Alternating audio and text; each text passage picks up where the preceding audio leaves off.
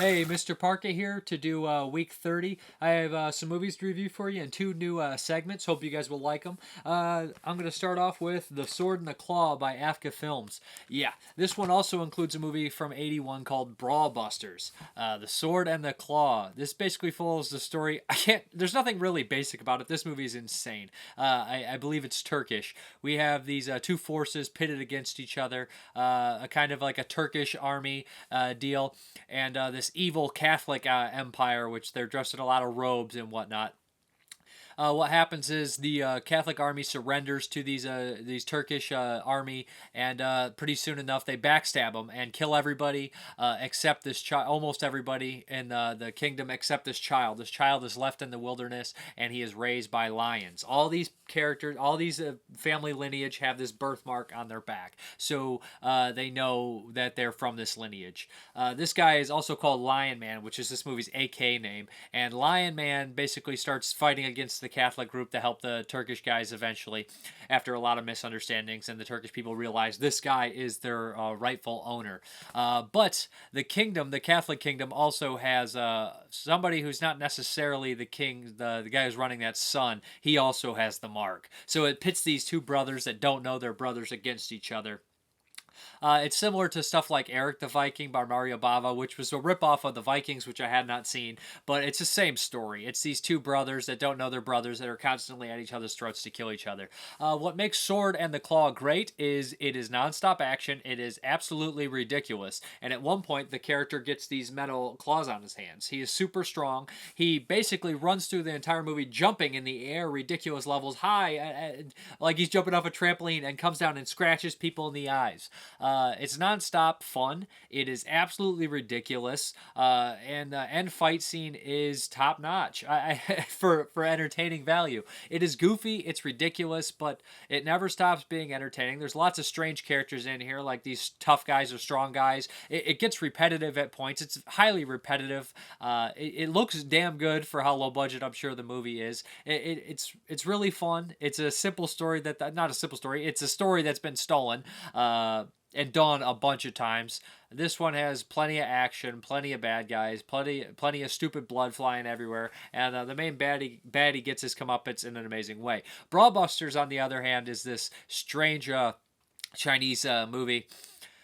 I don't even know where to begin. This movie is far too stupid to have the complex storyline that it does. It has a super complex storyline with all these characters that are intertwined, and they all have backstories. They all have history. You don't care about any of that. You don't really care. It's stupid. It's so ridiculous that you're like, there's a plot to this. There shouldn't be. But saying that, there's a lot of fun to be had here. There's, again, ninjas and karate experts and all sorts of people jumping up and jumping off trees and flipping and doing all sorts of crazy nonsense. There's poison everywhere. There's piss poor dubbing, which makes it comical and probably ruins the storyline that was originally done. This one is on 2K. I believe the other one's 4K. It looks pretty good as well for what it is. I imagine they took this one from a really rough negative, if you can tell, because there's tons of scratches. It actually looks awful, but it looks like they did the best job they could. And it is the bonus movie on there. It does not look nearly as good as Sword and the Claw. It's ridiculous. It's painstaking to get through at times, but then it pays off with some really fun fight scenes, and it actually has some really good fight choreography in it. Fight, whatever, you guys know what I'm saying. But it actually has some really good fight stuff in there, and I was surprised by it. But it is just a tremendously horrible plot to get through, and it's well, now I have this tie-in back with you, and I'm a traitor now, and I must kill you because so and so. I don't care. But the main bad guy reminds me of he's so cheesy and so hammy in it. He straight reminds me of how Christopher Lee would play Fu Manchu. But that is The Sword and the Claw and Brawl Busters from Afka Films.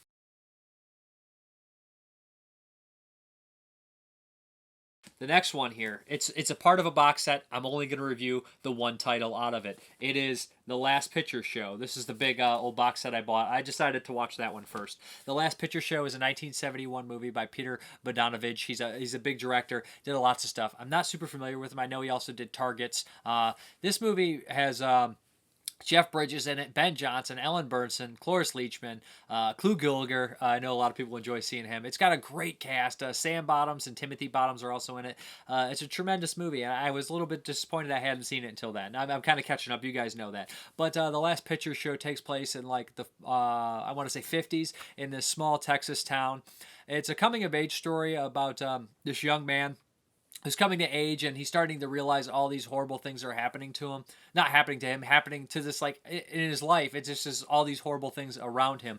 It's strange that 1 minute he is, just basically graduating high school, getting out of football, everybody's busting his balls. And then by the end of the movie, after a few years have passed, it's just such a harsh awakening for this kid to realize what it's like to be an adult. It's tremendous performances in here. Randy Quaid also makes an appearance, and it's got one of the best performances I've seen Ben Johnson give. Ben Johnson's always great. I always enjoy seeing him, but this one, he has these heartfelt moments where the camera just stops and zooms in on him talking, and it's just so bittersweet in the movie. It's like I said, it's in black and white. It looks beautiful. And the strange thing about this Texas town is it's basically held together by this one business. Like, it's just like a rundown place. It's held together by this one man. And once this man's out of the picture, the whole thing just starts to fall apart and gets super depressing. The lead character feels trapped. You feel trapped for the lead character. And there's this strange element of the town that there's these weird old sleeping with young type deal where, like, it's very old relationships, sexual relationships, older people with younger people, and there's a lot of that. This person, like, it's coming of age, like, he's exploring his sexuality a lot in the film. Jeff Bridges is super young in this and does a great job. It's just an amazing piece of drama that's really sad and really depressing, but also feels real. The sex feels real. The relationships feel real. The performances are sentimental at times. Like, sometimes they'll go sentimental, but they feel real and they feel tremendous. I'd really recommend checking this one out. If anybody hasn't seen it, I'm sure anybody that's going to watch this is like, you moron, stop talking about that movie. Everybody's seen that movie. But, this the people in everyday life I asked, no one had seen it. But really great stuff, really great performances, and there's so much to it. There's so much this kind of relationships, all these characters, how they're reflected by their adults, how they're reflected by people in the town, and it's just a great little movie. Why can't I free your doubtful mind and melt your cold, cold heart? Tony Bennett's Cold, Cold Heart was on everybody's hit parade. Elizabeth Taylor was getting married. Boys wore ducktails. The police action in the Far East was Korea. And Anarene, Texas, like other small towns, is approaching the end of an era. I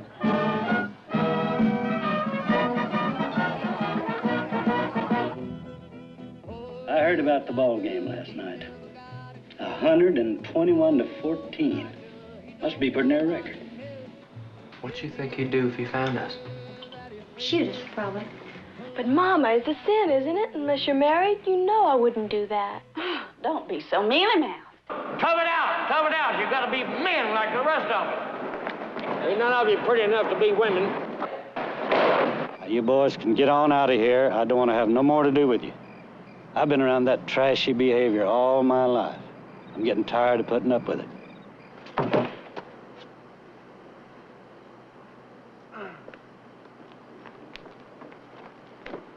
Oh, quit prison. I don't think you did it right anyway. Just remember when a dream Honey? What? you belong to me. That's a lie. I'll stay with her all night one of these nights, too. She done promised. You won't either. Yes, I will. Why shouldn't I?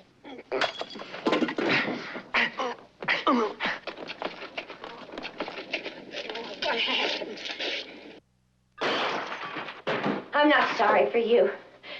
You'd have left Billy, too, just like you left me. I bet you left him plenty of nights, whenever J.C. whistled.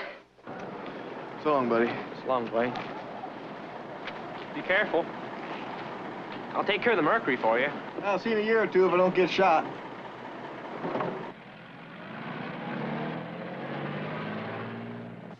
You wouldn't believe how this country's changed. I reckon the reason why I always drag you out here is probably I'm just as sentimental as the next fella when it comes to old times.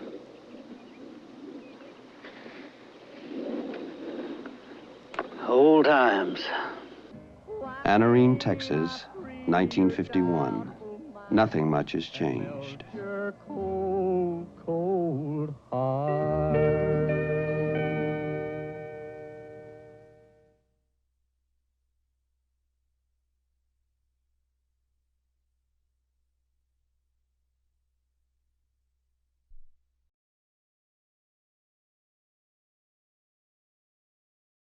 The next one is by Todd Sheets. I don't have a copy. I watched a screener. It's Bonehill Road. Yeah, Todd Sheets' werewolf movies. Todd Sheets is a low-budget filmmaker. He did a couple movies recently, but he had done tons of stuff back in the day, like the zombie bloodbath movies. He did two recently. What were they? Both were pretty cool movies. Geez, I can't believe it. House of Forbidden Secrets, I believe, was the one. But his comeback has been pretty cool, and I've been looking forward to checking his stuff out. This one has Leanna Quigley, so that should raise some eyebrows. She's a very famous scream queen, and this is the first werewolf movie he did. What we have here is a mother and a daughter who are escaping their abusive father/husband, and their car breaks down, and they run into what seems to be a werewolf. Right when this movie first started, I thought, is that what we're going to do, that where they're stranded in the car? So it felt a lot like the movie Monster. It almost was identical to the movie Monster. I'm sure this was filming when they were making that, or before he saw it, regardless. But right when I saw that, I was like, okay, we're going to have that kind of a relationship drama here between the mother, and there definitely is a dramatic core to the movie. That is the main core of the movie, is this relationship between the father and daughter. And it progresses. They get away and they end up at this house. And then the movie turns into something else completely. With werewolves chasing them, they end up in this house of a psychopath who has prisoners. I don't want to give too much away. But then it turns into that kind of movie, and it turns into semi-torture movie at times. And I was thinking, man, there needs to be more werewolves. And then the last 30 minutes deliver on the werewolf action. So it's almost like three movies in one. But the main deal in this movie is an emotional, dramatic core. There's not really any humor. It's definitely going for that, dramatics. And at times the acting shaky on some people. Some people it's better. That's always expected. It's not as gory, I don't think, as a lot of Todd Sheets movies. It's not nearly as gory as something like Zombie Bloodbath, which is a non-stop bloodbath. The title is definitely right on that one. But it does have its fair share of bloodshed. I don't think it's as ambitious as his two previous ones that came out. I remember those movies being huge, with huge cast and huge amazing special effects and gore in here. And the werewolves in the movie do look cool, and I appreciate that they had 3 werewolves instead of 1, and they all looked a little bit different. They gave them different designs. I kind of dug that. I enjoy when the creatures and the monsters look a little bit different, where they're not all the same, when they have a little bit of character in themselves. One of my major complaints about the movie is I know in a lot of low budget movies and a lot of styles they do the close-up action and it kind of shakes, and they do that. It's it's budgetary constraints, and it's a certain style that a lot of people do. I think it's overused in this. I would have liked to see some wider shots, some wider angles. I would have appreciated it more. I think that would have set, a little bit where the people are better. I think that there's just too many close-ups in action. But besides that, I didn't have many complaints. I thought it was fairly solid. Not my favorite Todd Sheets movie, but I think it is definitely genuine, and it's not laughing at the genre. It doesn't think it's better than the genre. It's a heartfelt werewolf movie, and I think it's pretty cool. Leanna Quigley's nice to see. It has some gore, has a dramatic moment in there. I don't love it, but I think it's worth checking out, especially if people like independent movies, especially Todd Sheets movies. And I think that they did a pretty good job picking the soundtracks, the songs in here. There's a lot of covers like Bad Moon Horizon, and they chose them. And usually if you do a bad job, and that can be terrible. And they did a pretty damn good job. I was happy with the musical choices and whatnot. So check out Bonehill Road if you guys haven't. It's a Todd Sheets werewolf movie.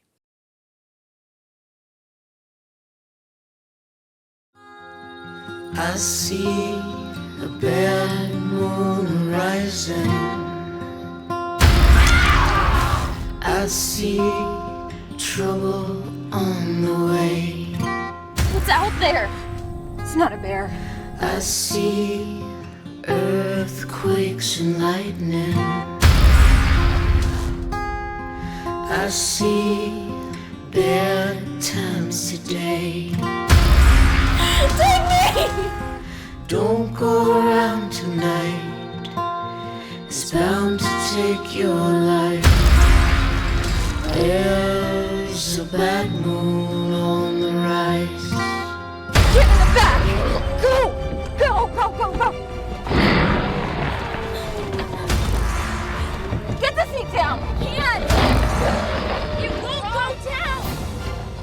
it now! Now get it down, now! Go! Go, go, go, go! Here!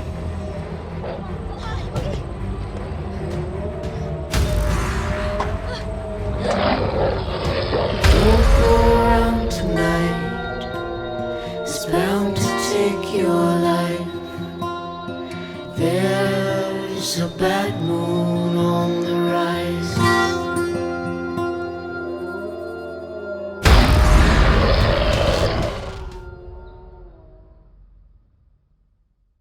The next segment is a new one. I'm going to call it Bronson's Back. You believe in Jesus, Senator? Well, you're going to meet him.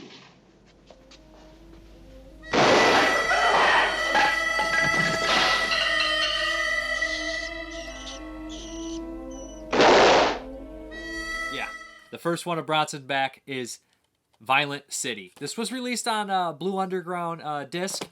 This is actually an Italian import, so it is in Italian and English to watch. This is an improvement from what I can tell from the old Blue Underground DVD. This DVD here, actually, this Blu-ray here does have the interview with the director that's on the DVD, but no subtitles this time. Let me get into this. Violent City was made in 1970 in Italy with Charles Bronson, Telly Savalas, and Charles Bronson's wife, Jill Ireland. This predates The Mechanic, which is really cool because it has that storyline of Charles Bronson's this hitman working for this organization, and he is in love with Jill Ireland. He's trying to get out of the organization, and this guy double crosses him, and Bronson wants revenge. He digs into it deeper and realizes his wife might have been involved, and that's when Telly Savalas comes in after Bronson starts getting his revenge and says, I thought you were out, man. You're killing people. I want you back in. You can't say no. Unfortunately, Telly Savalas only comes in about after an hour into the movie, but his presence is always welcome. He's always top notch.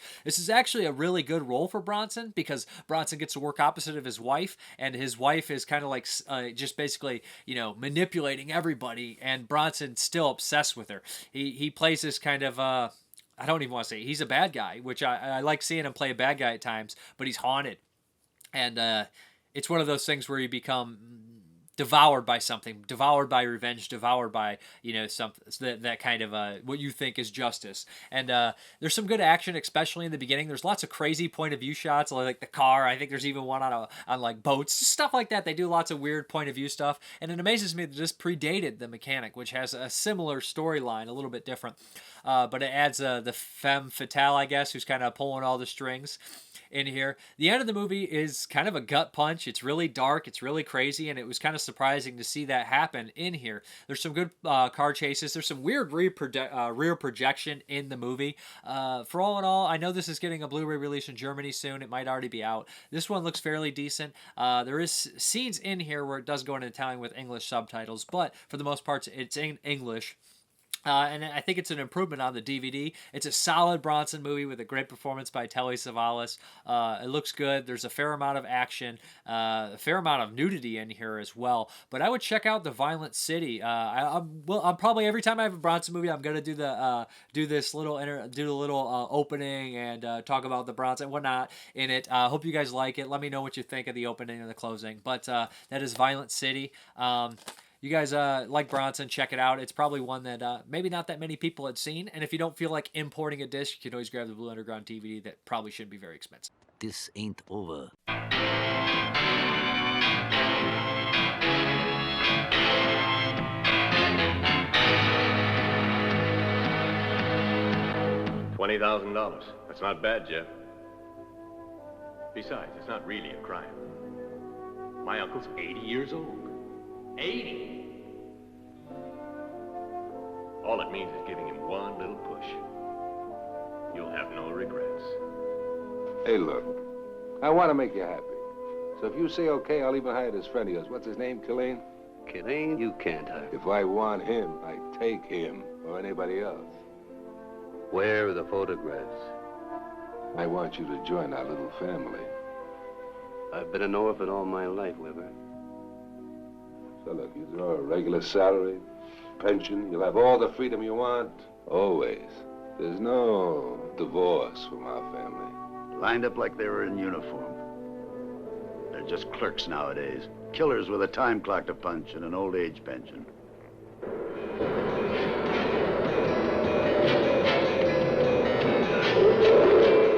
Calling all cars on the lookout for Jeff Heston. Search every likely building in the area.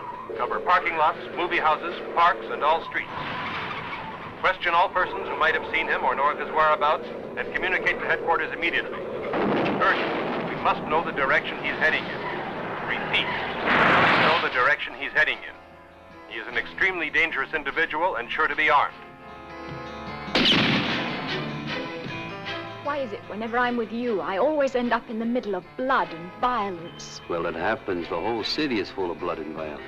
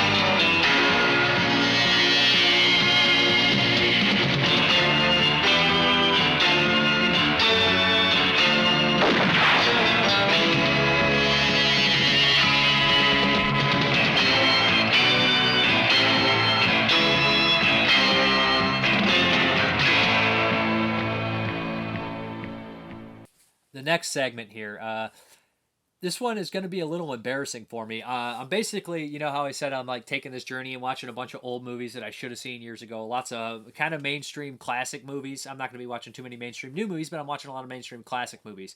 My second favorite genre besides horror movies is pretty much Westerns. I love Westerns. I grew up on a lot of Westerns, and there's a lot of Westerns I haven't seen that are deeply embarrassing. I'm thinking that maybe I'll watch some of my old favorites, watch some, newer contemporary Westerns, and watch, the classics that I should have seen years ago. And I want to call this segment The Weekly Western.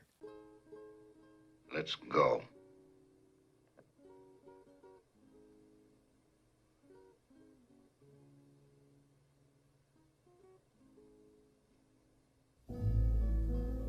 Why not? Fill your hand, you son of a bitch! Say when.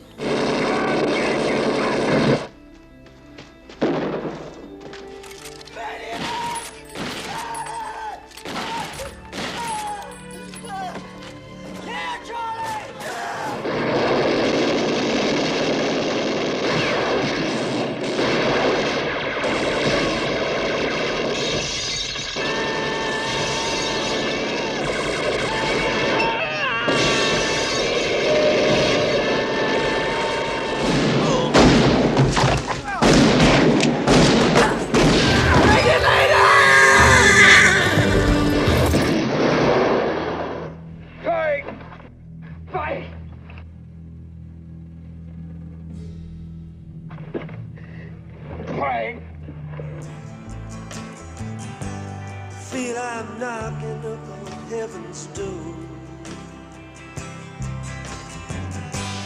Knock, knock, knocking on heaven's door. Hey, Kitty, you bastard! It's you and I!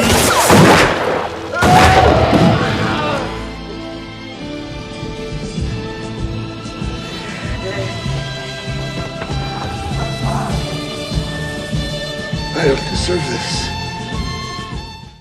That opening probably won't be as long all the time unless you guys really like it. I just could not cut any more out. I wanted to include all those people in there. I wanted to include a lot of that stuff and have kind of a little storyline within the opening. But yeah, the first one I'm going to do, this is kind of embarrassing, but I'm going to do it, is the John Ford's The Searchers with John Wayne. This is the John Wayne box set. I'm doing The Searchers first. I picked this up.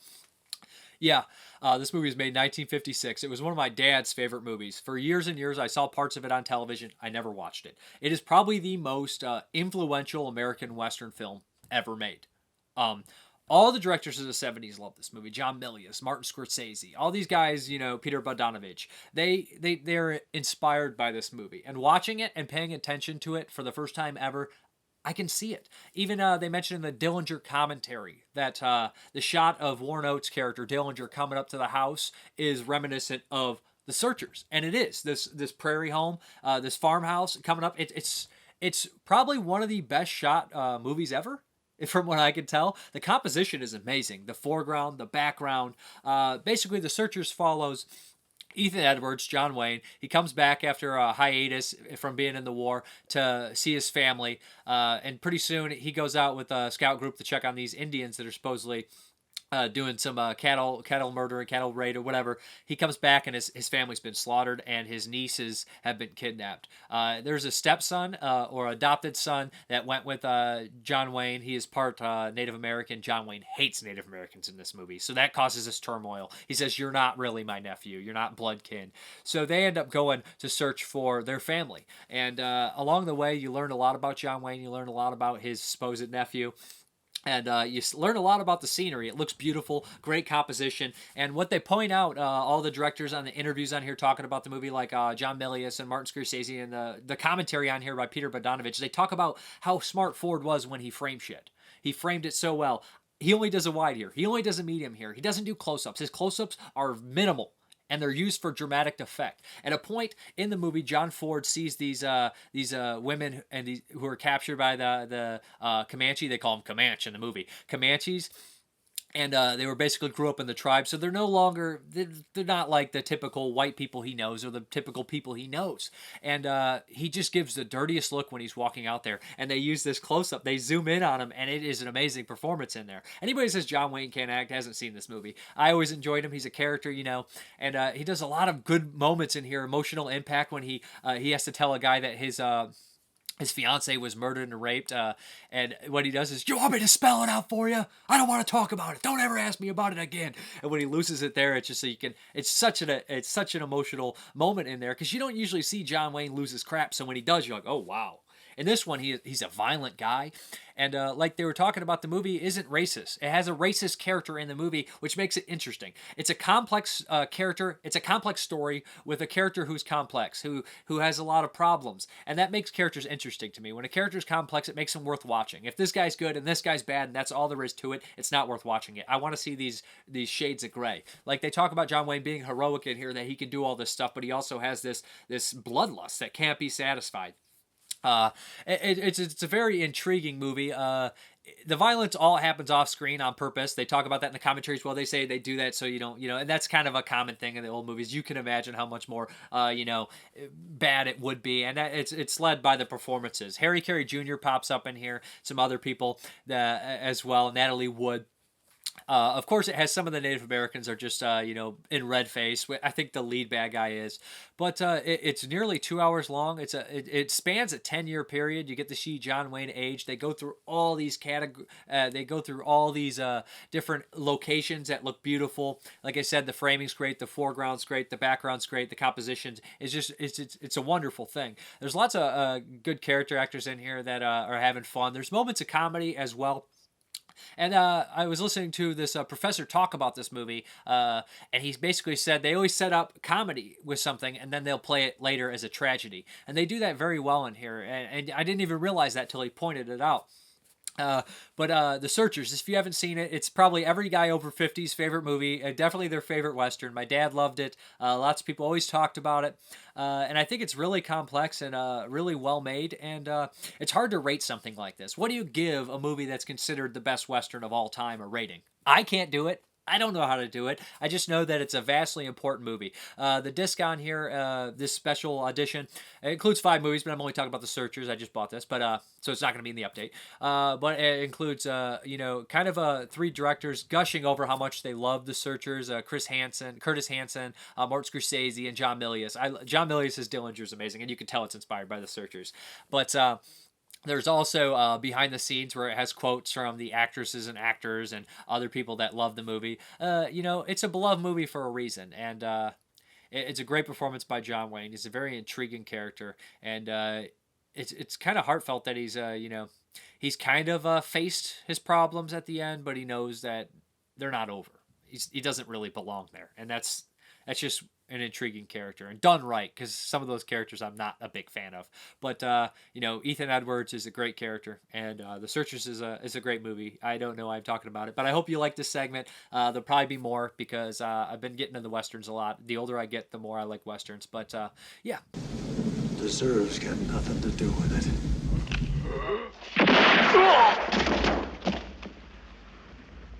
When you have to shoot, shoot, don't talk.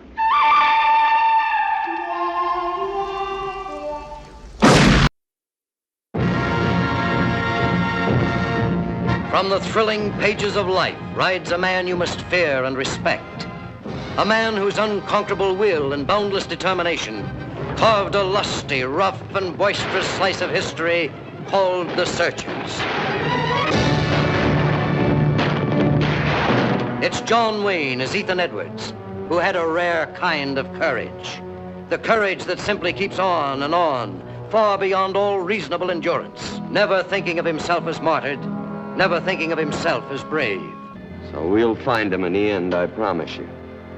We'll find him. Here is the story of a man, hard and relentless, tender and passionate, of people who dared to challenge a hostile land. Here is drama of great love and aching loneliness.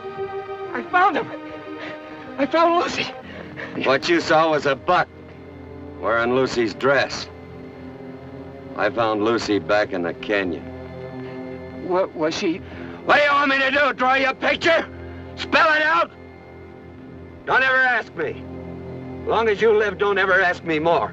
And if you don't hear my first holler, you better read my mind, because I don't aim to raise no 2 hollers on any subject at hand. Yes, sir. Boy, watch that knife. Go, Martin, please. Stand aside, Martin. Oh, you don't, Ethan. Ethan, no, you don't. Stand aside.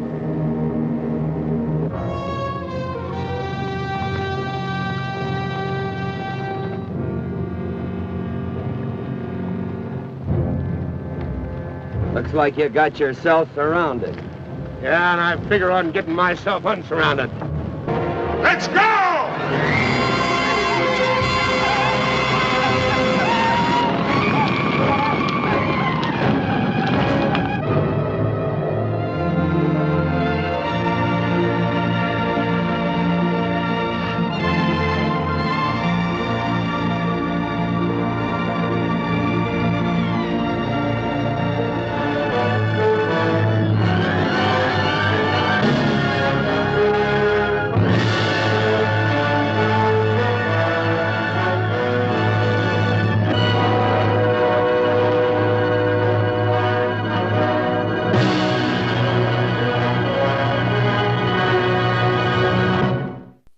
Hey guys, I'm not going to do the contest. Like I said, I'm going to do it at the end of the month, kind of like a Christmas deal. There'll be a few things in there, and it'll be worth your guys' time. I noticed that a lot less people are entering, so I'll do a big one, and maybe I'll have you guys do something special to enter it. I'll add like 2 or 3 titles in and whatnot, and some good stuff.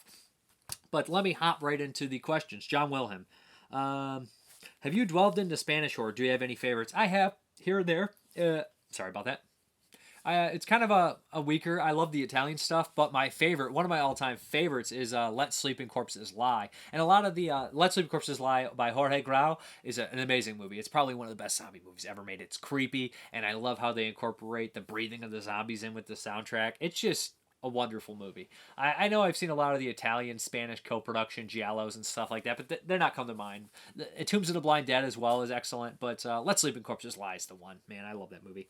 Nick, how long do you think you will survive through as a zombie apocalypse right now? All right, there's so many possibilities there. Are they fast zombies? If they're fast zombies, why bother? Where am I? Am I at work? Am I at home? I'm in the suburbs, so that gives me a better shot than somebody in the city, possibly. Am I driving home? Am I on the E-way? Am I going to somewhere out and about? I mean, if I'm home and it happens, I'll shut off all the lights, secure the doors as best as I can. Do not have a gun. So I probably need to learn how to use a gun if I want to survive the zombie apocalypse. I am a distance runner. I mean, not a super distance runner, but I can run fast, and I run 6 days a week. So I can outrun some zombies if they're slow. I have good cardio. And I got nothing to lose, so I don't know if that's bad or good. But I don't know. Moderate? High moderate? Not the best, because I don't have the survival or gun skills, but I'd probably be somewhere in the middle. Make it a little longer than your average bear, but not much longer than that.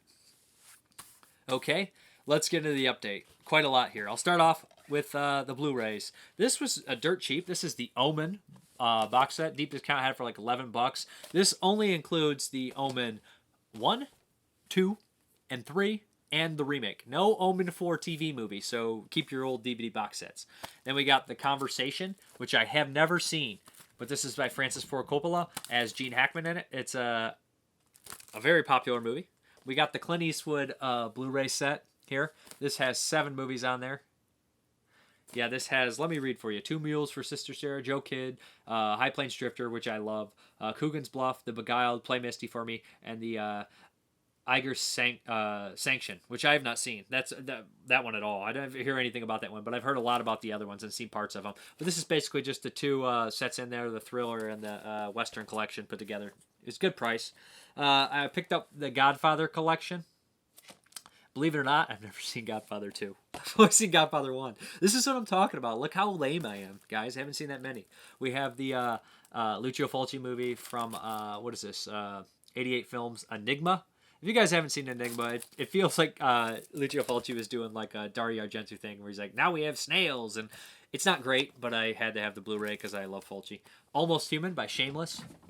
Something's going on up there. But this one's actually pretty cool. It's been a long time since I've seen it. It's an Umberto Lenzi movie, a crime movie. Pretty brutal, if I remember. All the Colors of the Dark by Sergio Martino. I tried to watch this DVD years ago, and I wasn't a huge fan, but I want to give it another chance because I like Sergio Martino. This finally came in. Death Laden Egg from Cult Epics. I donated to the Kickstarter. I'm excited to see this one. Another Giallo. Then we have the Paul Naschy Collection Volume 1. Yeah. Let me get into that Spanish horror. I need to start. You see what I mean?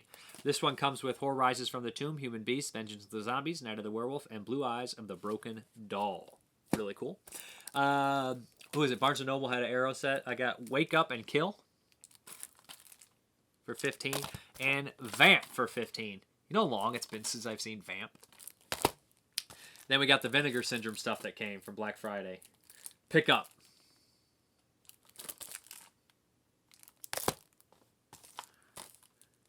Seeds and Vapors from Andy Milligan. Andy Milligan's one of those guys too that always had a bad rep, like on just like they're so terrible, and then like yeah, I didn't watch them, but I'm sure I'll like some of them. That's just a bit. That's just kind of such a dumb thing. It's so hard to determine if they actually are terrible or people are just being over dramatic. Liquid Sky. Disconnected. And Ice Cream Man. God, it's been a long time since I watched the Ice Cream Man with Clint Howard. And the last is a DVD action pack collection. Georgia Peaches, The Great Texas Dynamite Chase, and Smokey Bites the Dust. This is one of those Corman sets. I like those sets. But that's everything I have to show you. Hopefully you guys enjoyed it.